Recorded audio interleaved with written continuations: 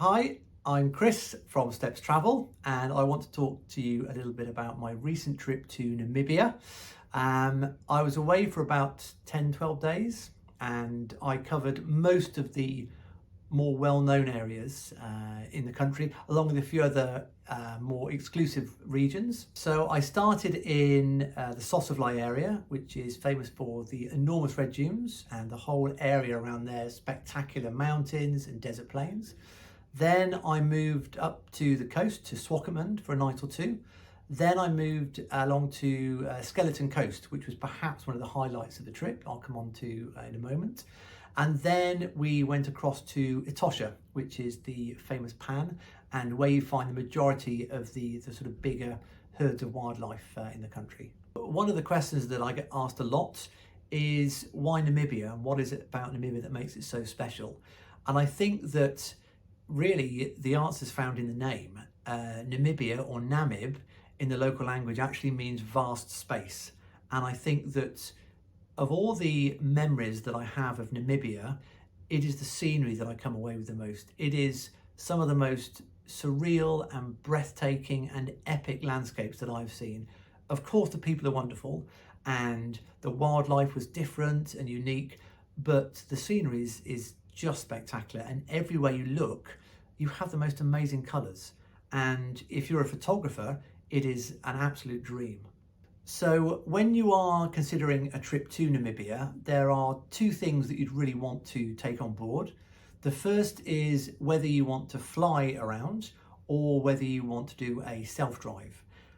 Both have their benefits, but there's a couple of things that you'd need to be aware of when you're looking at both options. A self-drive around Namibia is a brilliant way to have a genuine sense of adventure, exploring on your own with great support in a big 4x4, and you can really head off and dictate the pace of the trip to some degree.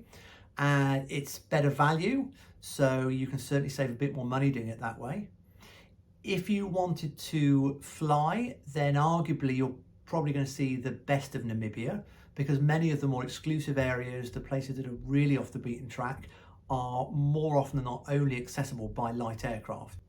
So for the driving safari or the self-drive, then there's a few things you need to be aware of. A lot of people don't really estimate how tough it can be in some places. So I think it's important to do some of the longer drives when you're at your freshest at the start of a trip, and then the shorter journeys at the end, perhaps when you are feeling a little bit more tired, shall we say.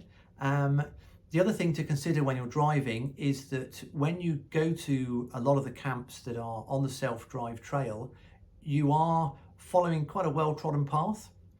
And whilst a lot of the properties are very, very good, they're not perhaps of the same standard of those at which you'd find if you were having to fly in and out.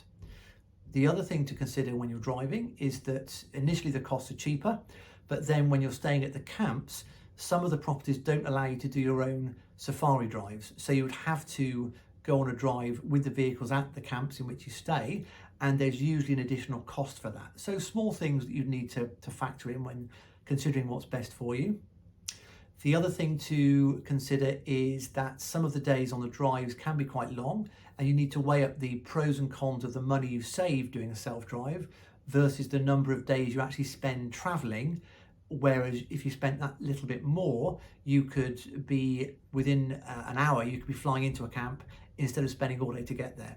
So it's about making the best use of your time and money when you're looking at a safari in Namibia. So one of the highlights on my recent trip to Namibia was undoubtedly the time that I spent in the Sossusvlei area, which is famous for the enormous red dunes, the oldest desert in the world. Although the actual dunes themselves in Sossusvlei can get very busy. It is one of the most popular destinations in the country. So we tend to advise that you stay in some of the private reserves that surround the Sossusvlei area. Now, not only does this mean that the quality of the camps are much higher, but the quality of the guides are much better as well because they're privately owned properties. It also means that it's far less busy. And I found that some of the scenery was arguably more spectacular than the Sossusvlei dunes themselves. So I think when you factor in the number of people that you find at the dunes, you can queue to get into the park, so you do have to wait an hour or so sometimes when it's busy.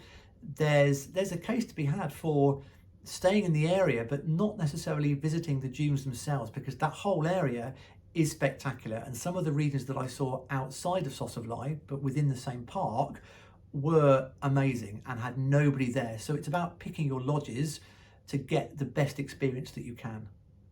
But obviously, if you want to go to see the dunes at Sosavly, and many people do, then it's worth spending about 3 nights in the area, because one full day will undoubtedly be taken up by visiting the dunes themselves. And because there's so much more to do in that area, it is worth investing the time there. For example, when we were there, we ended up going out for a couple of days, and we did some wonderful drives in the Namibia National Park. Spectacular mountain ranges.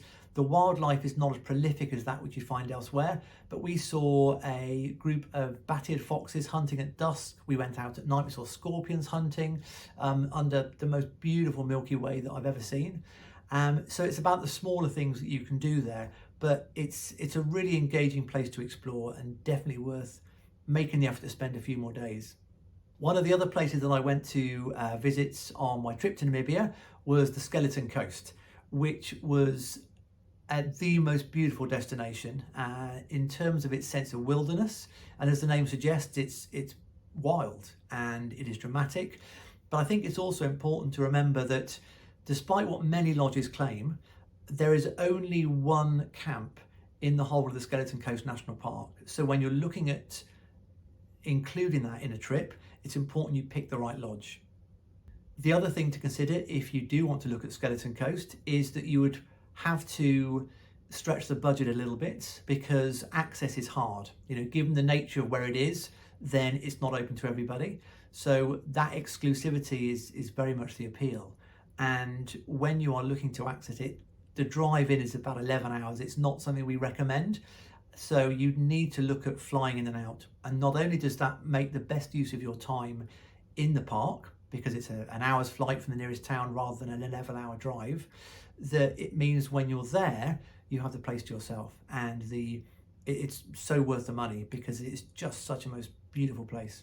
So another thing that Namibia is known for are the Himba communities, which you find in the Damaraland region, which is perhaps the most Namibian of all the regions in terms of the scenery. Stark kind of mountain ranges, beautiful open plains, rivers, gorges and valleys, very spectacular kind of rock formations.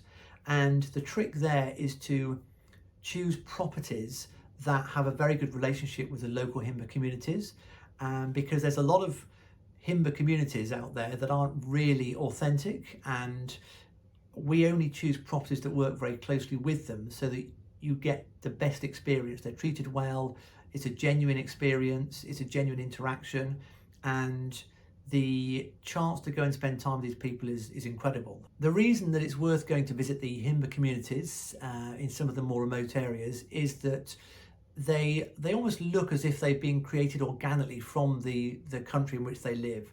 The way they decorate themselves, the colour of their hair, the way that they adorn themselves is a reflection of the colours of Namibia. And I think it's just a wonderful representation of arguably the most well-known communities in the country. Another thing that people often ask about is the wildlife opportunities in Namibia. And I think the first thing I'd say is that it's not as prolific as that which you get in East and Southern Africa. But what you do find there is really unique wildlife. So there are 2 main areas that you find the majority of the wildlife. The first is Etosha, which is perhaps the most famous park in Namibia, and that's where you get the greatest concentration of game. And the Etosha Pan, which is where the main draw is phenomenal, and you get a huge amount of species there, but it does get very, very busy, and there's effectively one road that runs around the pan itself, which is the road that everybody follows. So my advice is, if you're going to Etosha, again, stay in one of the private reserves that borders the park, and you still get the same game, you still get the same habitat, but the guiding is much better and it's exclusive, so you don't get the same volume of tourists. but you can still go into Etosha National Park itself as a day trip so that you can at least experience it. The other place that you can get some fantastic wildlife sightings, and certainly on my trip I would say was the more engaging wildlife experience, was in an area called the Hwanib Valley. And that sits quite close to Skeleton Coast National Park, further inland in an area known as Damaraland. Amazing valleys, spectacular canyons and gorges, and there's the Hwanib River that runs through this area, hence the name. And it's this small ribbon of greenery, effectively, where you have a lot of springs that naturally creates these water sources. So you get desert adapted elephant coming down, you get desert adapted lion come down, and to see, you know, these small herds of elephants and the lion against these enormous sand dunes is just an experience that is so uniquely Namibian that if you can find time to visit Hwanib Valley, I think it'd be a highlight of the trip. As with any trip, when you look to go on safari in Namibia, the guides are key to the success of any safari.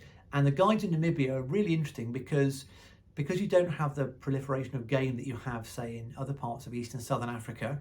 It's a much more subtle approach to guiding that they have. They have to understand a much more rounded knowledge of the environment in terms of the scenery, the habitat, the ecology. Yes, of course, the wildlife is there.